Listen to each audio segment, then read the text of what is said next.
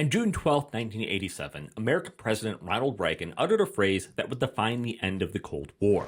Mr. Gorbachev, tear down this wall.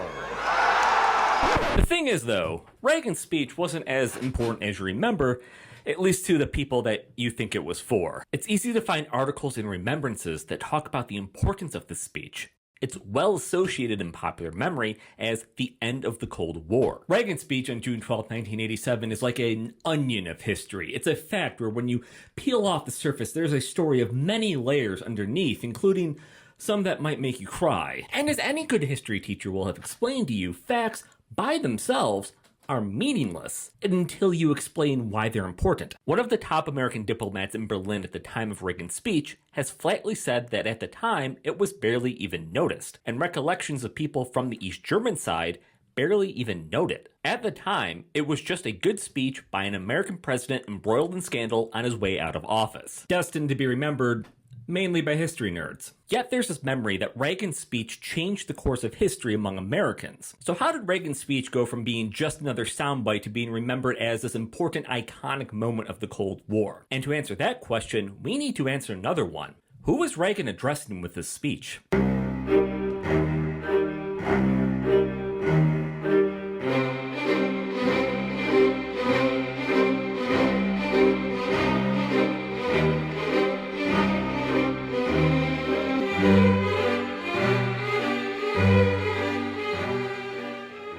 When Reagan comes to office in 1981, it is with the mandate to fight the Cold War, to stop being so nice.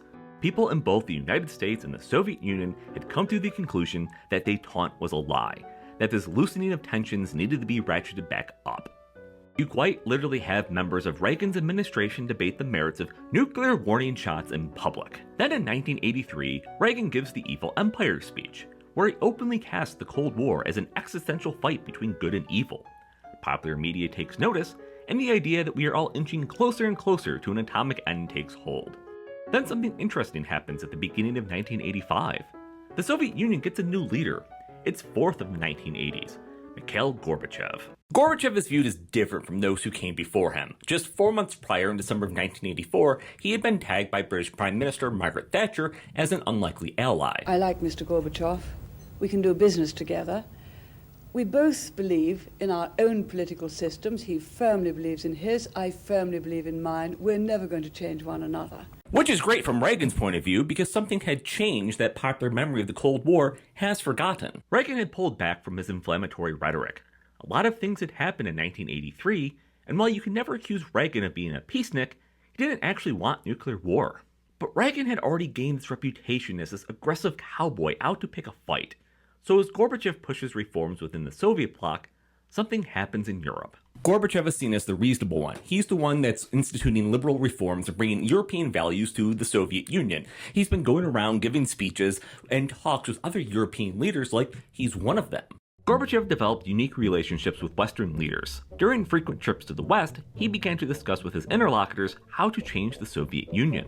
Gorbachev introduced the voices of Western leaders into the debates at the Politburo. He also inserted the commentariat of the West into the ongoing debates about the nature and scope of Soviet reforms. Gorbachev quoted from the New York Times, the Financial Times, The Economist, and other major Western sources of opinion. This also opened the way for terms and concepts never before used in internal discourse. The Soviet Union can now be called an empire. The words pluralism, crisis, totalitarianism, and Stalinism became acceptable. Gradually, the vocabulary imported from Western sources, as well as from the work of Soviet journalists, social scientists, and writers, would supplant the old Soviet vocabulary. Gorbachev and Reagan even engaged with each other as a sign of Reagan pulling back on the brinksmanship. Yet, even with Reagan and Gorbachev engaging in a series of summits to herald this new age of cooperation, there's still this image of the solemn Gorby and angry Reagan. To Europe, the die had already been cast. Gorbachev was the leader of peace, Reagan was the warmonger, and this is one of the reasons behind Reagan's speech. It was an incredible rhetorical trap on level with Joseph Stalin's note from 1952. Then, Stalin had offered to let Germany reunify and remain neutral without condition. Regardless of true intent, it painted the West into a corner where if they turned it down, they could easily be painted as not actually wanting it. Here, Reagan had painted Gorbachev into a similar corner. If you are truly for peace, then come and tear down this wall. But that's not what made the speech important, and that rhetorical trap could take years of analysis to truly appreciate. Western European audiences generally had come to accept that the two states had settled into a peaceful coexistence. It doesn't change the perception that the Americans were the warmongers. In fact, that's how the Soviet Union responded to the speech. They accused Reagan of wanting the war that Kennedy had claimed the wall was better than having. But it does bring us to another layer. Even if Gorbachev wanted to tear down the wall, it would be over the cold hands of East German leaders.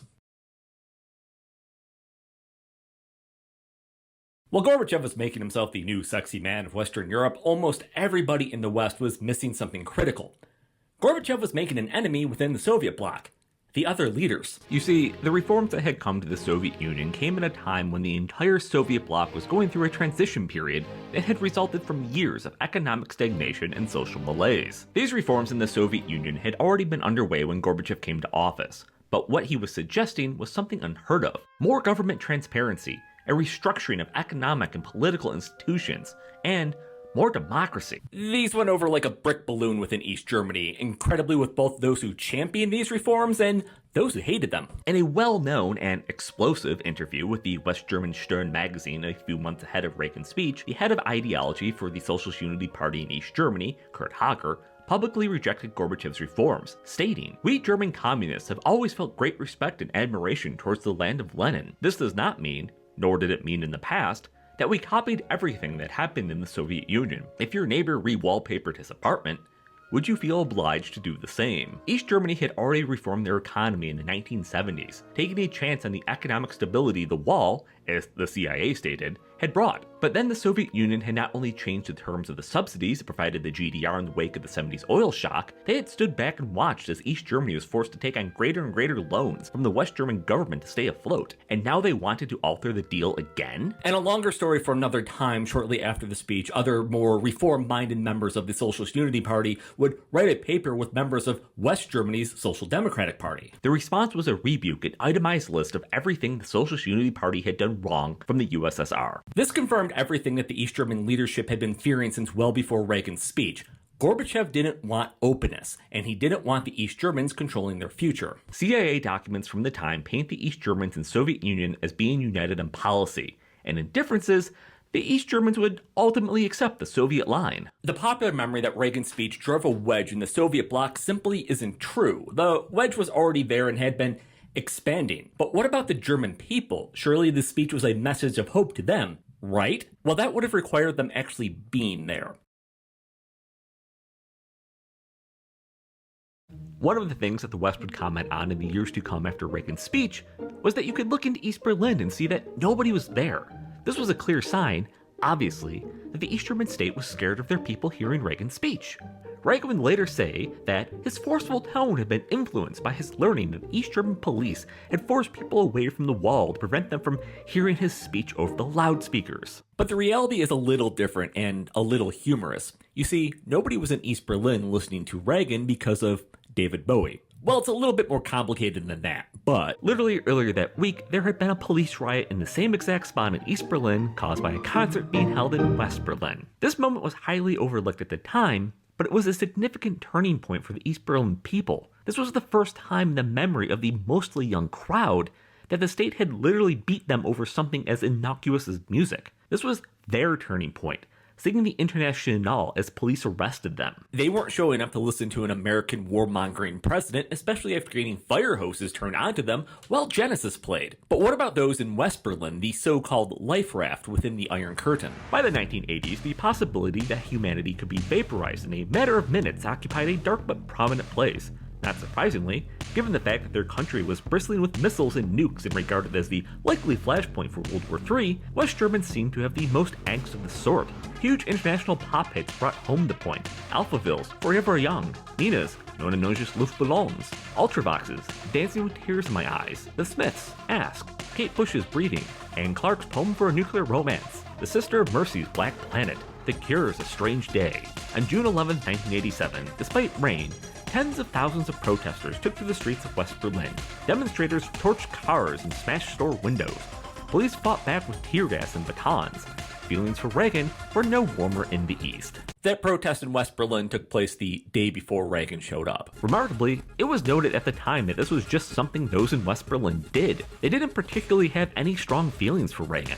In fact, reading an account by one of Reagan's speechwriters, it is stated that the top American diplomat in Berlin at the time told him, "As talking man with thick glasses, the diplomat gave me quite specific instructions. Almost all of it was in the negative. He was full of ideas about what the president shouldn't say." The most left-leaning of all West Germans, West Berliners were intellectually and politically sophisticated. No chest-thumping, no Soviet bashing, and no inflammatory statements about the Berlin Wall. West Berliners, the diplomat explained, had long ago gotten used to the structure that encircled them. The diplomat being referred to here is almost certainly John C. Kornblum, who was the top American diplomat in Berlin at the time. There were concerns expressed by the German government in Bonn that aggressive language in the president's speech could undermine hopes for cooperation with the new Soviet First Secretary. The president needed to be emphatic without being provocative. He needed, in our view, to issue a direct call to Gorbachev to open the Berlin Wall. After testing the idea with my Berlin staff, I sent it to the NSC as a personal proposal. I soon heard that the speechwriters were pushing the same basic notion, but that my own home,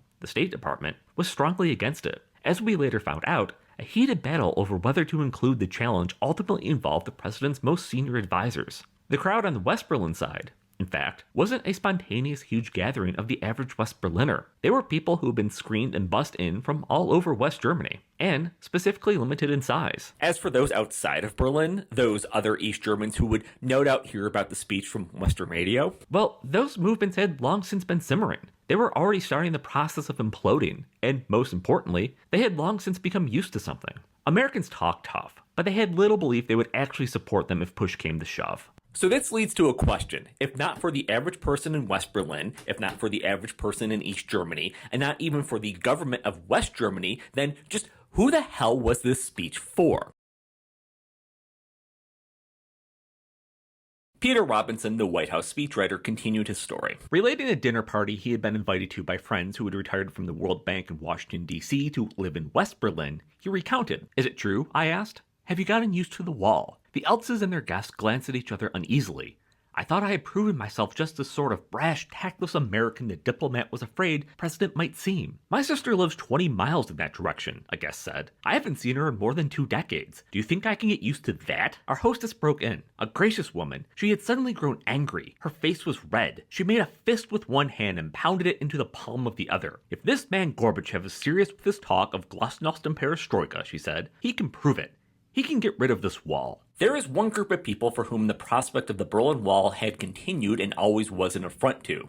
American conservatives. When Reagan had started to moderate his attitude towards the Soviet Union as his term wound down, American conservatives noticed Reagan, in their mind, wasn't becoming more diplomatic after already making a point. He was becoming, of all things, a dove that was selling the store to the Soviets. The story of the Eltzes, which I have my firm doubts ever actually happened exactly the way that it did according to Robinson, not the least of which because Robinson's own boss has insinuated that Robinson is a liar who made up details to make himself look better, is the exact fodder that American conservatives had been clamoring for. A reason to hit back against the Soviet Union where it hurt, and issue a direct challenge to them on something they couldn't shy away from. Plus, it's important to remember not everyone is part of a monolith. While the average person and politician had made their peace with the status quo, there were people that hadn't. And that's who the speechwriters and other hardline Cold Warriors were fighting for on this speech. And it was a fight. The list of people who have been identified within the Reagan administration as advocating for the removal of the line is a virtual murderer's row of uncompromising Cold Warriors. George Shultz,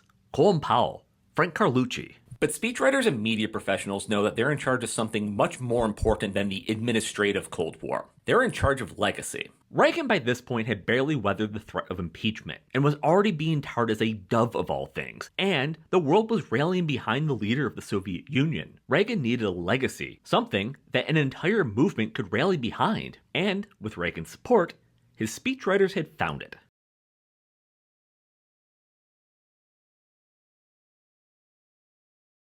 Reagan's speech was immediately front-page headlines in the West.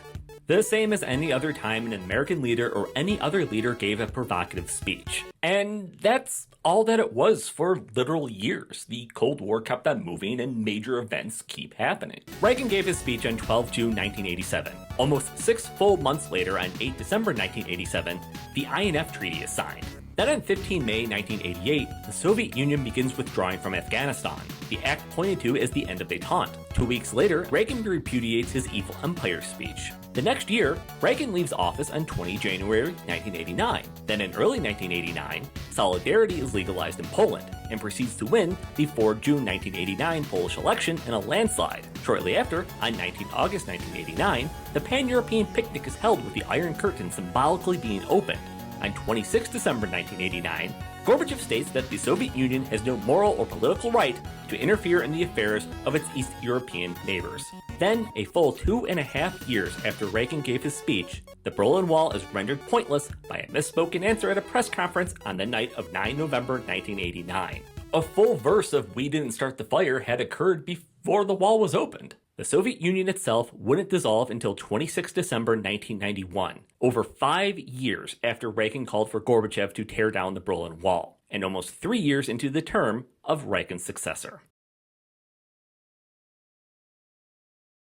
So how does Reagan's speech get elevated to the position it's in now, if it was just a footnote? Well, the wall fell, and even though Reagan's speech had precious little to do with it, the timing is perfect. Humans like things signposted, things they can point at to know where they are. Even Robinson, Reagan's speechwriter, had promptly moved on from this speech. Regardless of the place in history he would insert it into years later, he had almost completely forgotten about it when the wall fell. Robinson said he didn't realize the full import of the words he had written until that moment arrived.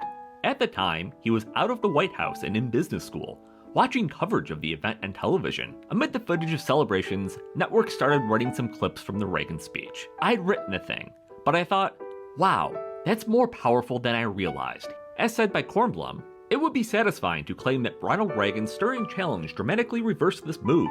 The truth, however, is that Reagan's June 12, 1987 speech had little immediate effect. In the days and weeks following the event, neither the American nor the European press treated the speech as an especially noteworthy event. Neither, of course, did the Soviets. It was only after November 1989, when the Soviet Empire began to crumble, that the world began to honor President Reagan's challenge as an arbinger of change. President George H.W. Bush's immediate support for Chancellor Helmut Kohl's dramatic push for reunification transformed perceptions of the American role in Germany. Almost overnight, the 1987 speech was resurrected as proof of the American spirit that had made reunification possible. Until then, West Europeans had relegated it to the archives as another example of the poetic license the former movie star allowed himself on such ceremonial occasions. The Cold War ends, the wall falls, and here you have a speech that seems prescient, even if it has nothing to do with the outcome. Because as you live them, 2 years feels like an eternity, but over the course of history, 2 years is nothing. It doesn't matter that Reagan leaves office with the tag that he gave away the store to the Soviet Union. Now that legacy that he directly angled at a small group of people can become the larger legacy. The unimportant speech becomes the icon of a generation.